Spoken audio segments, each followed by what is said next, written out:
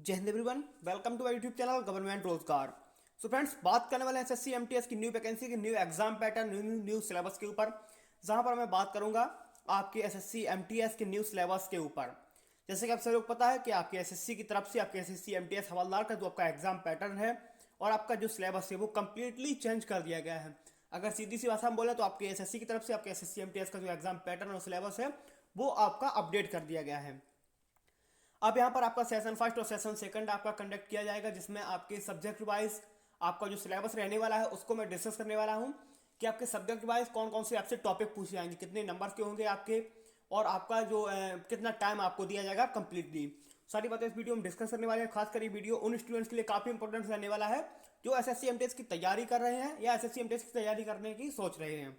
जहां पर मैं आपके एसएससी न्यू सिलेबस पूरा तरीके से यहाँ पर जो आपका कंप्लीटली जो आपका अपडेट सिलेबस है उसको यहाँ पर डिस्कस करेंगे इस वीडियो में कि आपका जो सिलेबस है सब्जेक्ट एंड टॉपिक वाइज आपका क्या रहने वाला है, कि किस टॉपिक से, जैसे मान लीजिए मैथ से आपके कौन कौन से आपसे टॉपिक पूछे जाएंगे। इस तरीके से अब मैं इस वीडियो को आपसे डिस्कस करने वाला हूँ।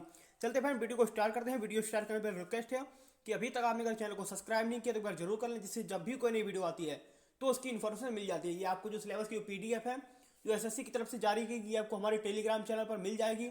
उसकी जो लिंक है मैंने डिस्क्रिप्शन बॉक्स में दे दी है, वहां से जाके आप उसको ज्वाइन कर सकते हैं और सिलेबस को और अच्छी तरीके से रीड करके समझ सकते हैं। चलते फ्रेंड वीडियो को स्टार्ट करते हैं। तो देखिए फ्रेंड्स, हम लोग बात करने वाले हैं आपके एसएससी एमटीएस के सिलेबस के ऊपर, जहां पर पूरी जो आपके सिलेबस का जो पैटर्न रहने वाला है पहले आपको वो बता देता हूं। सबसे पहले आपको, जैसा कि सबको पता है कि कंप्यूटर बेस्ड आपका एग्जाम होगा, यानी सीबीटी बेस्ड आपका एग्जामिनेशन होगा। सेशन फर्स्ट और सेशन सेकंड आपका कंडक्ट किया जाएगा। सेशन फर्स्ट में आपकी मैथ और आपकी रीजनिंग रहेगी सेशन फर्स्ट में, और सेशन सेकंड में आपकी जनरल अवेयरनेस और आपकी इंग्लिश रहने वाली है। सेशन फर्स्ट की अगर मैं बात करता हूं तो 20 क्वेश्चन आपके मैथ से आएंगे, 20 क्वेश्चन आपके रीजनिंग से पूछेंगे। टोटल अगर मैक्सिमम मार्क की मैं बात करता हूँ 60 के रहने वाले हैं दोनों, यानी कि 3 नंबर का एक क्वेश्चन रहने वाला है आपका। टाइम आपको 45 मिनट का दिया जाएगा। अभी यहाँ पर डिस्कस करेंगे किसमें नेगेटिव मार्किंग रहने वाली, सारी बातें यहाँ पर बताएंगे आपको। सेशन फर्स्ट में आपको 45 मिनट का टाइम दिया जाएगा। आपके 60 मिनट्स उन कैंडिडेट्स को दिए जाएंगे जो फिजिकल डिसेबल कैंडिडेट्स होंगे, उनको 60 मिनट का टाइम दिया जाएगा। यानी कि 20 मैथ से 60 नंबर के और 20 आपसे रीजनिंग के 60 नंबर के, यानी टोटल 40 क्वेश्चन 120 नंबर के आपसे पूछे जाएंगे। ये आपका क्वालिफाइंग नेचर का है। सेशन सेकंड में अगर मैं बात करता हूं तो जनरल अवेयरनेस 25 क्वेश्चन और इंग्लिश लैंग्वेज 25 क्वेश्चन यहाँ से आपसे पूछाएंगे। 75 नंबर के यानी 75 नंबर की दोनों रहने वाले, 75 नंबर के। यहाँ पर भी आपका वही पैटर्न, यानी कि 3 नंबर का एक क्वेश्चन रहने वाला है। 45 मिनट्स आपका नॉर्मल टाइम दिया जाएगा सभी कैंडिडेट्स को, और 60 मिनट्स उन कैंडिडेट्स को जो फिजिकल डिसेबल कैंडिडेट्स हैं। अब बात करता हूँ आपके नेगेटिव मार्किंग की। तो यहाँ पर आप जो 14 नंबर जो आपका पैराग्राफ है, अगर इसको पढ़ेंगे 6.2, तो there will be no negative marking in session first. इतना ही पढ़ के आपको खुश नहीं होना, एक बात यहाँ पर और पढ़ लेनी है आपको कि there will be no negative marking in session first. Session जो आपका फर्स्ट होगा, यानी मैथ और रीजनिंग वाला जो आपका सेशन है उसमें आपकी नेगेटिव मार्किंग नहीं होगी। वही अगर हम आगे बढ़ते कि in session second there will be negative marking of 1 mark for each wrong answer, यानी कि एक गलत आंसर के लिए आपका 1 नंबर काट दिया जाएगा। अगर सीधी सी भाषा में बोलें तो 1/3 की आपकी नेगेटिव मार्किंग है, 1/3 की आपकी नेगेटिव है, यानी कि 3 क्वेश्चन अगर आपके गलत होंगे तो एक सही क्वेश्चन आपका काट लिया जाएगा। अब मैं बात करता हूं आपके सिलेबस के ऊपर, जो आपका पूरा सब्जेक्ट वाइज, जैसा कि मैंने आपसे कहा कि मैं डिस्कस करूंगा।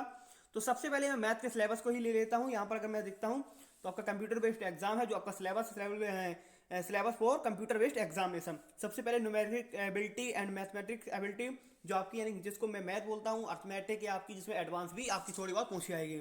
तो सबसे पहले मैं बात बता देता हूँ यहाँ पर क्या क्या पूछा जाएगा। जो इंटीजर्स होल नंबर तरीके से आपके क्वेश्चन पूछा जा सकते हैं, जो पे यहाँ पर सबने एक कॉमन लाइन लिखी हुई है।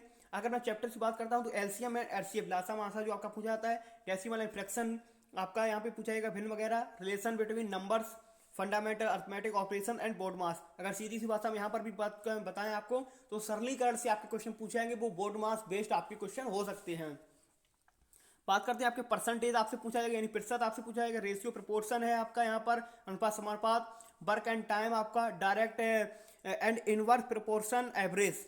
ये यहाँ पर अगर देखते हैं तो ये आपका डायरेक्ट एंड इनवर्स प्रोपोर्शन, इसको आप बोल सकते हैं इनवर्स प्रोपोर्शन व्युत्क्रम, एक तरीके से आपका यहाँ पर पूछा जाएगा।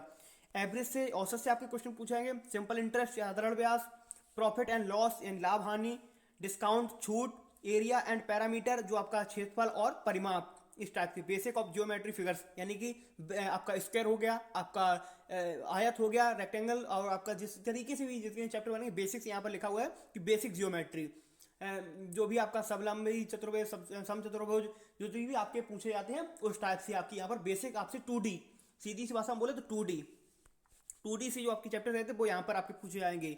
और उसके बाद आप चलते हैं कि यहाँ पर आपके डिस्टेंस एंड टाइम, जो जिसको आप मानते हैं कि रेलगाड़ी वाले क्वेश्चन, जिसको सीधी सी भाषा में बोले कि इतने समय में वो उतना पुल पार करती है, वो रेलगाड़ी वाले क्वेश्चन मैं आपको बताने वाला हूँ। और लाइन्स एंड एंगल्स हैं आपके यहाँ पर। और उसके बाद अगर हम देखते हैं तो ग्राफ से हैं आपके question, simple graphs and data जो आपका, जिसको आप इस तरीके से आपसे क्वेश्चन बनते हैं, ग्राफ वगैरह से क्वेश्चन बनते हैं आपके, वो आपसे पूछे जाएंगे। और स्क्वायर एंड स्क्वायर रूट्स आपसे पूछे जाएंगे, वर्ग और वर्गमूल, अगर सीधी भाषा में वर्ग और वर्गमूल आपसे यहाँ पर पूछे जाएंगे। तो कुछ चैप्टर्स है जो आपके सामने, यहाँ पर आपको एक दो चैप्टर नहीं देखने को मिलेंगे, तो आपको परेशान नहीं होना। जो आपके जितने भी चैप्टर्स हैं वो आपके पूरे बिल्कुल ऑफिशियल से हैं, ये ऑफिशियल है, और ये आपका नोटिस है जो एमटीएस का, उसमें आपकी सारी बातें दी गई हैं। तो ये आपका मैथ का सिलेबस है। बात कर लेते हैं रीजनिंग के सिलेबस की।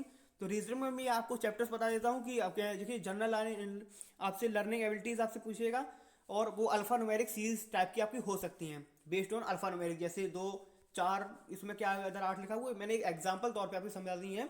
और एक जैसे सीरीज आपको दे दी गई है, ए है यहाँ पर फिर आपका सी है, फिर आपका गैप हो गया एक का, फिर आपका ई आ गया यहाँ पर। तो इस तरीके से आपका एक एग्जांपल के तौर पर आप इसको समझ सकते हैं, अल्फा न्यूमेरिक सीरीज इस टाइप की। और अदर भी टाइप से बन सकती हैं, जितने भी टाइप्स होते हैं अल्फा न्यूमेरिक में, अल्फा में जितने भी टाइप्स होते हैं, न्यूमेरिक में जोड़ घटाना भाग से आपके बनते हैं, वर्ग से, घन से, जितने भी टाइप से बन सकते हैं वो आपसे पूछे जाएंगे।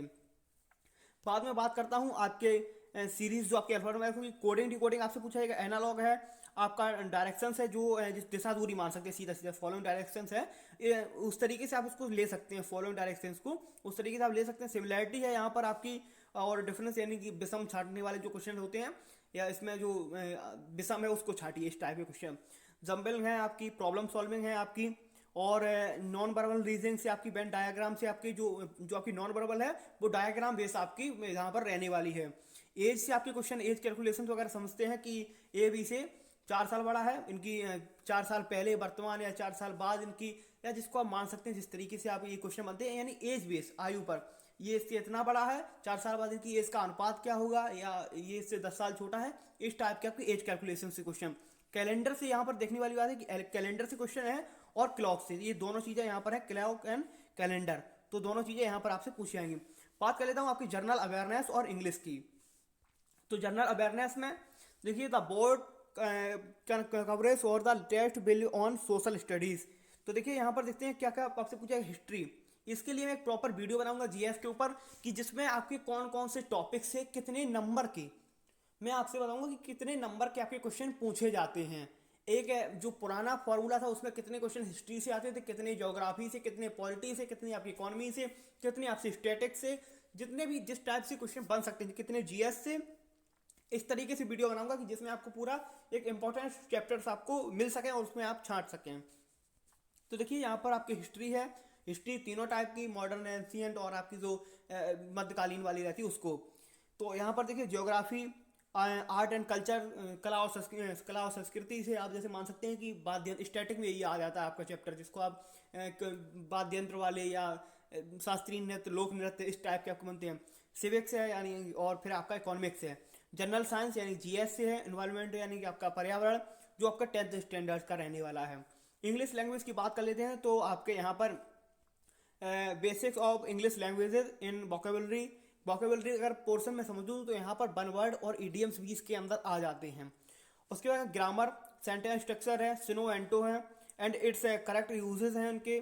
उसके बाद है आपका जो कॉम्प्रीहेंशंस रहता है, ये काफ़ी बड़ा चैप्टर रहता है। द सिंपल पैराग्राफ है यहाँ पर आपका क्वेश्चन बेस्ड ऑन पैराग्राफ, यानी पैराग्राफ पे आपको एक दे दिया जाएगा जिसमें कुछ ऐसे सा मान लीजिए कि ये चीज़ें सब लिखी हुई हैं ये पैराग्राफ के अंदर, और इसमें किसी एक लाइन के नीचे अंडरलाइन कर देगा या एक सेंटेंस के नीचे अंडरलाइन कर देगा। इसका आपसे सिमिलैरिटी पूछ सकता है, उसका आपसे एंटो भी पूछ सकता है, उसका आपसे बनवर्ड भी पूछ सकता है, उससे आपसे ईडियम्स भी पूछ सकते हैं, यानी किसी तरीके से आपका अंडरलाइन के क्वेश्चन पूछ सकता है। तो आई होप सारी बातें यहाँ पर आपके इस सिलेबस से रिलेटेड वीडियो में आपको समझ में आ गई होगी। फिर अगर आपको कोई भी डाउट्स वगैरह है तो कमेंट सेक्शन में पूछ सकते हैं। ये पीडीएफ हमारे टेलीग्राम चैनल पर मिल जाएगी आपको, वहां पर जाके आप उसको देख सकते हैं और अच्छे से रीड कर सकते हैं, पूरी आपको जो पीडीएफ पूरी मिल जाएगी। तो मिलते हैं आपसे वीडियो में, तब तक के लिए जय हिंद जय भारत। अगर आपको वीडियो पसंद आए तो वीडियो को लाइक, चैनल को सब्सक्राइब जरूर कर लें, इससे जब भी कोई अपडेट वगैरह आती रहती है तो आपको वो सबसे पहले मिल जाएगी। मिलते हैं आपसे अगली वीडियो में, तब तक के लिए जय हिंद जय भारत।